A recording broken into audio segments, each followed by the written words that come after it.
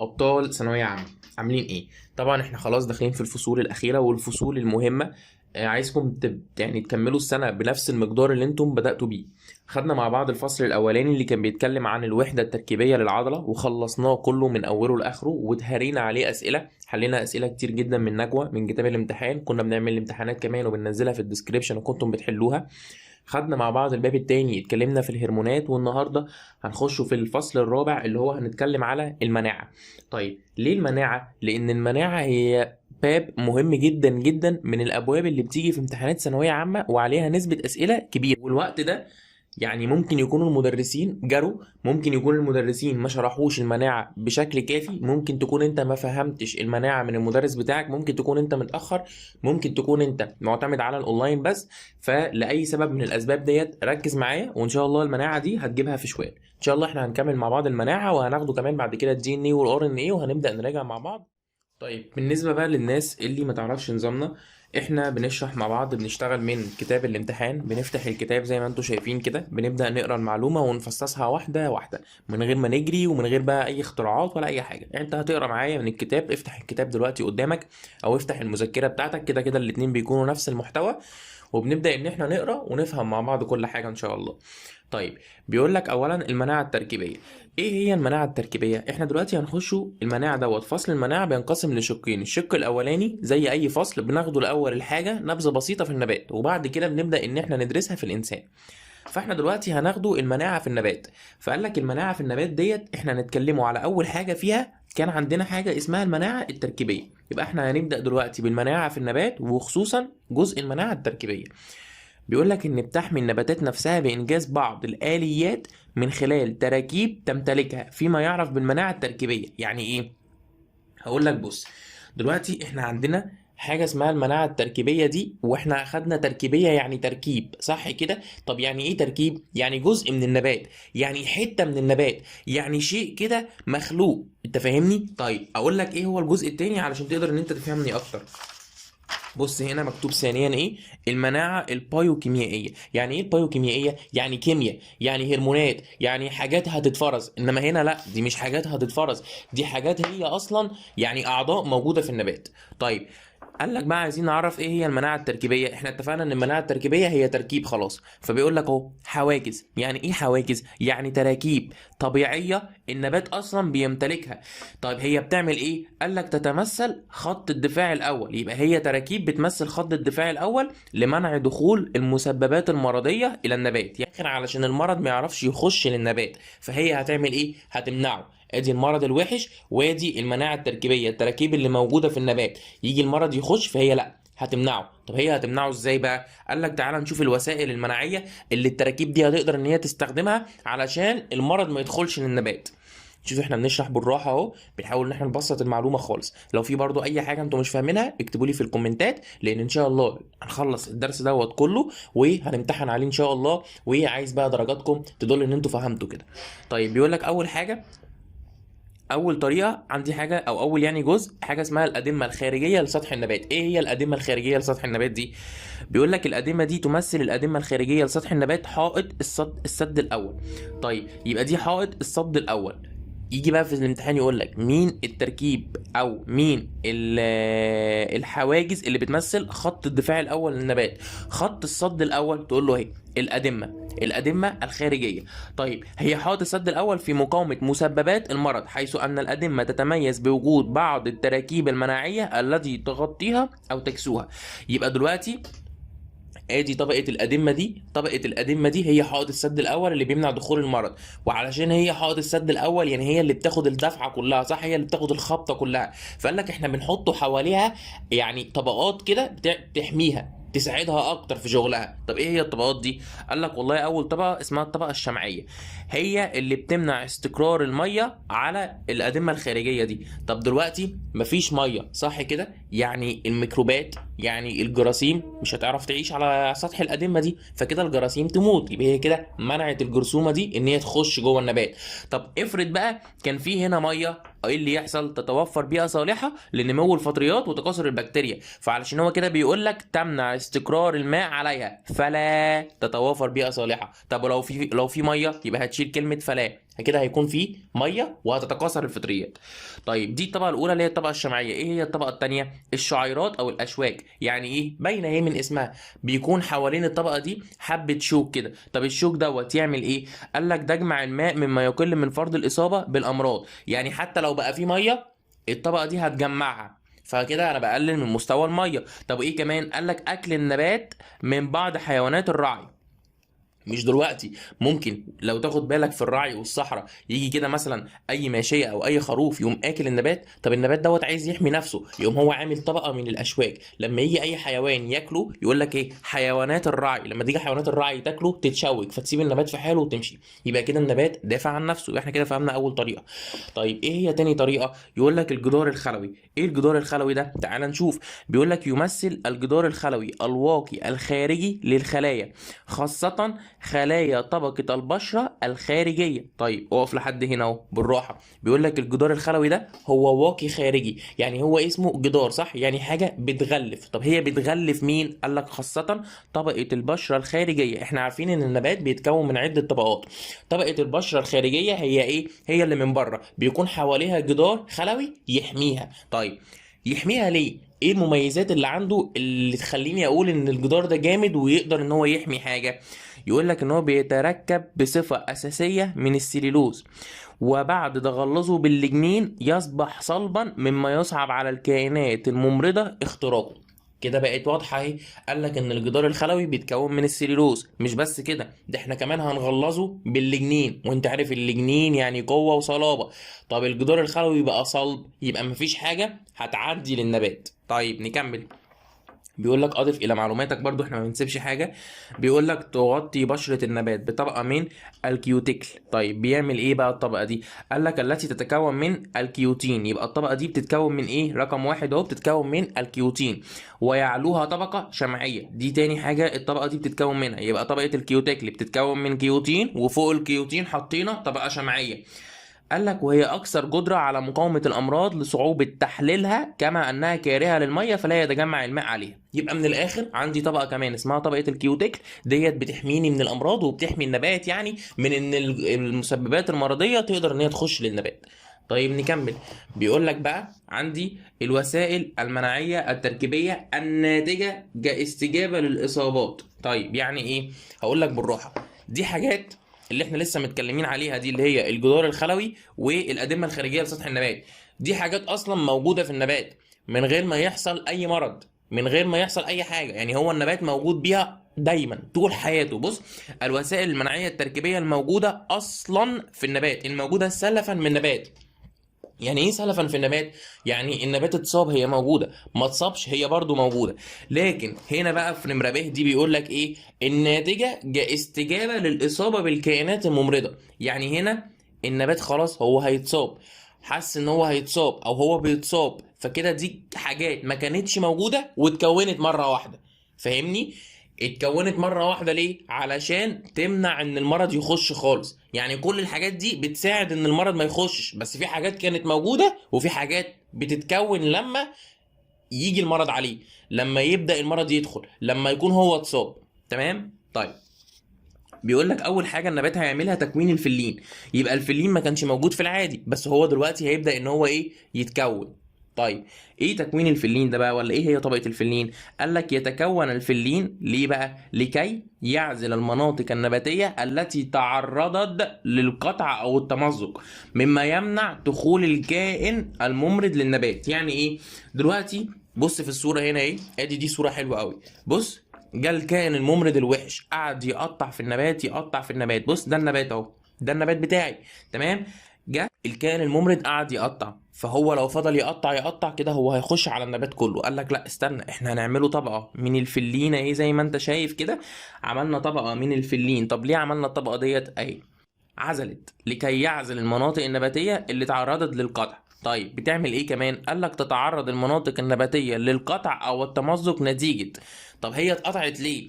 قالك والله هي اتقطعت نتيجة ايه؟ نمو النبات في السمك. ممكن إيه؟ فضل يكبر يكبر يكبر لحد ما وقع عادي. جمع الثمار، انت دلوقتي لما تيجي تقطف الثمره، ما انت كده قطعت حته، صح كده؟ طب الحته اللي انت قطعتها دي تتساب كده للجراثيم؟ لا، نعمله ايه؟ نعمله طبقه من الفلين علشان تمنع دخول المسببات المرضيه. سقوط الاوراق في الخريف، ورقه سقطت، يبقى كده في حته فعلا نزلت محتاج ان انا ايه؟ اقفلها بالفلين. تعدي الانسان او الحيوان، يعني ايه تعدي الانسان؟ جاء انسان قعد يقطع في الشجر، يقطع يقطع، طيب هنعمل ايه؟ هنسيب الحاجات دي كده متعرضه؟ قال لك لا، احنا هنعمل الحاجات ديت هنغطيها بطبقه الفلين. طيب يعني كده طبقه الفلين اتكونت نتيجه سببين. اول حاجه المرض، لما يكون في كائن ممرض وداخل عليا، فتقوم هي ايه؟ عزل النبات. طب دي بقى ايه الاسباب دي؟ دي اسباب اضافيه ممكن طبقه الفلين تتكون فيها. طيب ادي اول طبقه خلصناها. تكوين حاجه اسمها التيلوزات. طيب ايه هي التيلوزات ديت؟ بيقول لك دي والله نموات زائده، يبقى دي كده عباره عن ايه؟ زوائد. طيب تنشا نتيجه تمدد الخلايا البارنشيميه، يبقى الخلايا البارنشيميه هي اللي بتعمل لي الزوائد. حلو. طيب نتيجه تمدد الخلايا البارنشيميه المجاوره لقصيبات الخشب وتمتد داخلها من خلال النقط. يعني ايه الكلام ده؟ يعني من الاخر التيلوزات دي خلايا بارنشيميه، وهتبدا ان هي تتكون وتخش ما بين قصيبات الخشب. طيب نشوفوا هي بتعمل ايه. قال لك تتكون التيلوزات بسبب تعرض الجهاز الوعائي للنبات للقطع او الغزو من الكائنات الممرضه. طب هو الجهاز الوعائي ده مش كان بيتمثل في قصيبات الخشب؟ اقول لك ارجع بقى لتانية ثانوي وافتكر. الجهاز الوعائي كان هو قصيبات الخشب، عشان الميه تعرف ان هي تنتقل والغذاء يعرف ان هو ينتقل، كنا بنقول قصيبات الخشب واللحاء، دول الجهاز الوعائي. جميل. طيب الجهاز الوعائي ده اتعرض لكائن ممرض، اتعرض لمشكله، طب اعمل ايه؟ قال لك هنا في خلايا بارنشيميه، بص بص بص بص، خلايا بارنشيميه تعمل ايه؟ الخلايا البارنشيميه دي تقوم مطلعه الزوائد، تطلع زوائد فايه؟ يعني ايه؟ زي ما تكون كده ايه؟ بتحدد، بتقول للكائن الممرض انت مش هتعدي لي من هنا، انا هقطعك. يعني بص ادي اهو ده قصيبات الخشب، وانا ايدي إيه الخلايا البرانشيميه اللي بتحيط بيه، بص هعمل زايد واقوم موقف كده. لو هنا مرض كان طالع فانا حطيت له حاجز كده، التيلوزات ديت او الزوايد او الحاجات اللي طالعه من الخلايا البرانشيميه، كل دي اسماء ممكن يلعب بيها معاك. هيقوم موقف المرض كده من قصيبات الخشب ويقول له والله لا ما تنتشرليش. طب ايه هي اهميه التيلوزات؟ قال لك تعيق حركه الكائنات الممرضه الى الاجزاء الاخرى في النبات. ما هو الجهاز الوعائي ده بيوزع اغذيه، بس لو دخل فيه مرض هيوزع المرض، فلو انا حددته، لو انا قمت حاطط حاجز كده، حاطط فاصل، خلاص يبقى انا كده ايه؟ قضيت على الحوار ده كله. تالت حاجة ممكن النبات يعملها لو حس ان هو بيتصاب، يعني الحاجات دي ما كانتش موجودة في الاصلي، خلي بالك الحتة دي مهمة قوي. بيقول لك ترسيب السموغ. طيب يعني ايه ترسيب السموغ؟ تعال نشوف. بيقول لك تفرز النباتات المصابة بجروح او قطوع. يبقى انا دلوقتي عندي نبات واتصاب بايه؟ بجرح او قطع، لان هو يجي يقول لك دلوقتي النبات ده اتعرض للقطع والتمزق، يبقى يعمل ايه؟ يعمل فلين. لكن هو اتعرض لجرح، يبقى ترسيب سموغ. شوف الحاجه واضحه. طب هيعمل ايه بقى النبات اللي اتجرح ده؟ يقول لك هو هيفرز مادة الصمغ حول مواضع الإصابة حتى تمنع دخول الميكروبات داخل النبات من خلال الأجزاء المجروحة أو المقطوعة. دلوقتي تخيل معايا إن إيدك دي اتجرحت، طب لما الإيد تتجرح مش كده انت شلت طبقه من الجلد؟ فيقول لك يعني ان انت تخيل، انا بقول لك تخيل معايا الميكروب ممكن يخش، فلا احنا هنعمله صمغ. تخيل ان ايدي دي نبات، وانا جيت دلوقتي وشلت حته كده من بره اهو زي ما موجود في الصوره كده، بص هنا ده كان النبات عادي، وراح فرز ماده الشمع علشان يقفل بيها الحته المصابه، علشان بقى ايه؟ ما يجيش ميكروبات وجراثيم تفضل ان هي تدخل النبات او تسبب له المرض. طيب يلا بينا نكمل. بيقول لك بعد كده عندي رابع حاجة النبات هيبدأ يعملها. يبقى رابع حاجة النبات هيبدأ ان هو يكونها لما يحس ان هو هيتصاب. بيقول لك عندك حاجة اسمها مين؟ التراكيب المناعية الخلوية، ودي الرابعة. طب افتكر معايا قبلها احنا خدنا ايه كده في الجزئية دي؟ خدنا اول حاجة تكوين الفلين، بعد كده تكوين التيلوزات، وبعد كده ترسيب السموغ، وكل دوت كان بيندرج تحت عنوان كبير اسمه الوسائل المناعية التركيبية الناتجة كاستجابة للإصابة. طيب خلينا نكمل بقى. بيقول لك ايه هي التراكيب المناعيه الخلويه دي؟ بيقول لك والله هي تراكيب خلويه موجوده في النبات تحدث بها بعض التغيرات الشكليه نتيجه غزو الكائن الممرض للنبات. يعني ايه الكلام ده؟ بيقول لك والله من اسمها كده هي تراكيب مناعيه خلويه. احنا لسه اخدين التراكيب دي، قلنا مثلا زي مين؟ زي الجدار الخلوي، صح كده؟ الجدار الخلوي على هيئته كده زي ما هو يبقى كده تبع المناعه التركيبيه، لكن تبع المناعه التركيبيه اللي هي موجوده ايه، اللي هي موجوده على طول، يعني هي وسيله مناعيه تركيبيه موجوده اصلا في النبات، تقول له والله الجدار الخلوي. طيب لو حصل في الجدار الخلوي ده تغيير في الشكل، تغيير في الهيئه بتاعته، يبقى احنا كده دخلنا في حاجه اسمها التراكيب المناعيه الخلويه. طب التغيير ده ممكن يكون ازاي؟ بيقول لك والله من امثلتها انتفاخ الجدر الخلويه لخلايا البشره وتحت البشره اثناء الاختراق المباشر للكائن الممرض، مما يؤدي الى تثبيط اختراقه لتلك الخلايا. يبقى دلوقتي لما اقول لك تراكيب مناعيه خلويه، يعني هي كانت تراكيب موجوده وهيحصل فيها بعض التغيرات، زي مين؟ زي انتفاخ الجدار الخلوي اللي احنا اخدنا ان هو كان محاط بخلايا البشره. طيب لما هو ينتفخ يبقى هو كده بيضيق المسار على الكائن الممرض اللي داخل. طب تاني حاجه ممكن يعملها ايه؟ بيقول لك والله بص، إحاطة خيوط الغزل الفطري المهاجمة للنبات بغلاف عازل حتى يمنع انتقاله من خلية إلى أخرى. طيب بالراحة، يعني إيه الكلام ده؟ هقول لك بص وركز معايا هنا كده في الصورة دي، هحاول أقربها لك. بص يا سيدي، دلوقتي إحنا بنتكلم على إيه؟ ادي الخيط الفطري ده، الفطر بتاعي اللي هو داخل النبات. الفطر ده عشان يخش بيبدا يغزو النبات في صوره خيوط كده، بيبدا ان هو يقعد يعمل خيوط ويدخل للخليه النباتيه بتاعتي. طب انا اعمل ايه؟ قال لك والله بص، انا هحيطه بغلاف. بص بص بص، شايف كلمه غلاف عازل دي محطوطه فين؟ محطوطه هنا اهو. بص بص، احاطه خيوط الفطر بغلاف. طب انا لما حطيت غلاف انا كده حوطته، ضيقت عليه الدنيا، مش هيعرف ان هو يبدا يكمل في الانتشار. يبقى دايما التراكيب المناعيه الخلويه بتتمثل في نقطتين. اول نقطه مهمه جدا انتفاخ الجذر الخلويه للنبات. تاني نقطه ان هو بيحيط خيوط الغزل الفطري، بيحوطها علشان ما تنتشرش، علشان يقلل من انتشاره جوه النبات. يبقى هو كده حافظ على النبات. طيب خامس طريقه معايا وهي التخلص من النسيج المصاب الحساسيه المفرطه. يعني ايه الكلام ده؟ بيقول لك والله دلوقتي نفترض انا ايدي ايه، حلو جميل، طيب فيها طبعا ايه 5 صوابع بتوعنا. طب انا جيت لقيت ان النسيج ده اتصاب، اعمل ايه؟ يقول لك انا هتخلص منه بالحساسيه المفرطه، هقطع صباعي ده. طب بص، سمعت الطرقعه دي؟ اهي الطرقعه دي يعني انا كده اتخلصت منه. لما انا اتخلص من النسيج المصاب زي ما هو موجود في الصوره كده، بص ده كان نسيج مصاب، قطعته رميته اتخلصت منه، يبقى انا كده لسه عندي المرض ولا انا كده خلاص خلصت من المرض؟ تقول لي لا، انت كده خلاص خلصت من المرض، صح؟ وما بقاش موجود الحته المصابه دي اللي هي كانت من خلالها هينتقل المرض للحته السليمه. لا خلاص مش هيحصل. ليه؟ لان الحته المصابه دي انا رميتها، انا ضحيت بيها خلاص، دي اسمها الحساسيه المفرطه. طب نلم الدنيا في ثانيتين، هنعمل ايه؟ انا خدت من الاول خالص حاجه اسمها المناعه التركيبيه، خدت ان هي عباره عن تراكيب موجوده في النبات، صح كده؟ تمام.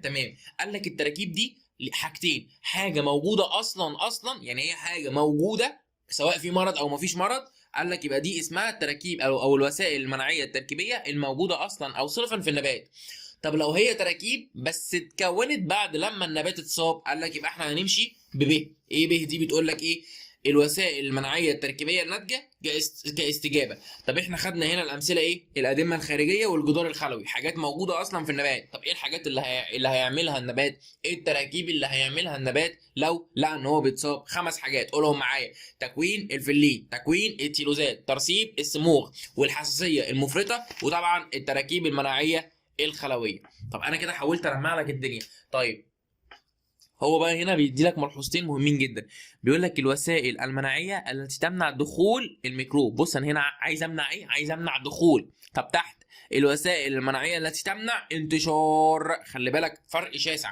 لما يقول لك عايز امنع دخول الميكروب للنبات، افتكر معايا لو انا عايز امنع الدخول هعمل ايه؟ هكون الفلين كانت طبقه بتتكون على الجزء اللي انا قطعته، فالميكروب ما يعرفش يخش. ليه؟ لان في طبقه فلين. ايه تاني غير الفلين؟ الجدار الخلوي. بص الجدار، صح؟ يبقى برضو مش هيعرف يخش. طب ترسيب الصموغ، حطيت صمغ، يبقى برضو مش هيعرف يخش.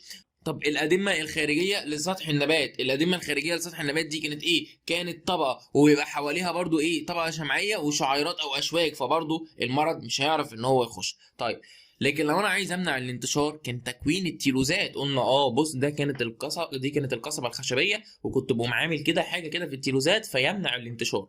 الحساسيه المفرطه، جيت عند الحته البايظه وقطعتها علشان ما تنتقلش للحته السليمه، يعني انا كده قللت الانتشار.